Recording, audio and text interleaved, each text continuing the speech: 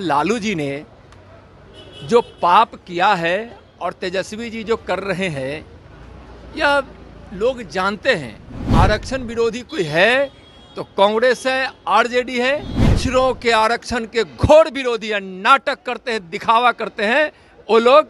गरीब विरोधी जो आरक्षण के विरोधी रही है, जो गरीब गुरबों के हक मारने में ही विश्वास रखती थी, उसके साथ सरकार में सम्मिलित होकर लालू जी ने जो पाप किया है और तेजस्वी जी जो कर रहे हैं, यह लोग जानते हैं। आरक्षण विरोधी कोई है तो कांग्रेस है, आरजेडी है।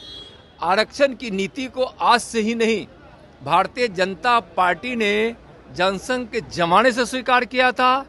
और जैसे ही माननीय प्रधानमंत्री आदरणीय नरेंद्र मोदी जी शपथ लिए, उसके बाद मोदी जी के नेतृत्व में दिल्ली की सरकार ने ओबीसी आयोग को संवैधानिक दर्जा देकर आरक्षण की नीति को और मजबूत किया है। पिछड़ों को, गरीबों को, दलितों को जो आरक्षण भीम साहब अम्बेडकर जी ने जो प्रावधान किया था, उसका प्रबल समर्थन भारतीय जनता पार्टी करती है। और माननीय प्रधानमंत्री आदरणीय नरेंद्र मोदी जी ने वैसे संस्थानों में, जगहों में जहां आरक्षण लागू होने के बावजूद भी वहां यह आरक्षण की नीति लागू नहीं हुई कर दी गई थी, वहां भी उन्होंने लागू किया। क्यों नहीं लालू जी ने पहले लगातार लालू जी और आरजेडी कांग्रेस की सरकार में रही है, क्यों नहीं पिछड़ा वर्ग आयोग को संवैधानिक दर्जा दिया? क्यों कांग्रेस के वैसी पार्टी जो लगातार आरक्षण के विरोध करती रही है, उसके साथ गठबंधन की सरकार करती रही? आरजेडी, लालू जी, तेजस्वी, कांग्रेस पिछड़ों के आरक्षण के घोर विरोधी है, नाटक करते हैं, दिखावा करते हैं वो लोग। गरीब विरोधी हैं। तेजस्वी यादव कह रहे हैं कि पीएम मोदी विदेश में एक तरफ शांति की बात करते हैं और दूसरी तरफ जो है भाजपा नेता मस्जिद में घुसकर मुस्लिमों को मारने काटने की बात करते हैं। देखिए, भारतीय जनता पार्टी सबका साथ, सबका विकास, सबके सम्मान की बात करती है और यह तुष्टीकरण की राजनीति नहीं करती है। उनका कहना गलत है कि भारतीय जनता पार्टी करती है। भारतीय जनता पार्टी की ऐसी कोई नीति नहीं है। हम तुष्टीकरण नहीं करना चाहते हैं। इस देश में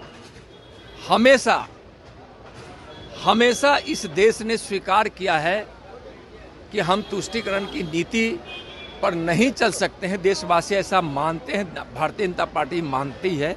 इससे देश को नुकसान पहुंचता है, एकता अखंडता को नुकसान होता है। और आरजेडी के लोग क्या बोलेंगे, क्या आरोप लगाएंगे? कांग्रेस के लोग क्या बोलेंगे, जिसके तुष्टीकरण की नीति के कारण देश का बंटवारा हो गया, भारत का विभाजन हो गया। तुष्टीकरण के कारण यहाँ वैसे लोगों को अधिकार से, बहुत सारे अधिकारों से वंचित रखा गया। वह तुष्टीकरण की नीति हमेशा इस देश के साथ और देश के लोगों के साथ अन्याय करती रही है। वह पार्टी क्या बोलेगी जो तुष्टीकरण की नीति में ही विश्वास रखती है? आप लोगों को तुष्टीकरण नेता बता रहे हैं, तेजस्वी यादव कह रहे हैं कि बोल करके कुछ बन जाना चाहते हैं ये लोग। ना मैं तो अकेले मैदान में आए ना। कौन बोलते हैं? तेजस्वी यादव। किसको बोलते हैं? बीजेपी को टुटपुंजिया नेता। बीजेपी टुटपुंजिया है। यहाँ 12 सांसद वाली पार्टी है और 4 सांसद किसी तरह से उनके जीत गए हैं। 2025 में जिस पार्टी की यहाँ सुपड़ा साफ होने वाला है, जो अपना जनाधार खो दी है, जनता का विश्वास खो दी है, टुटपुंजिया नेता तो वो लोग हैं।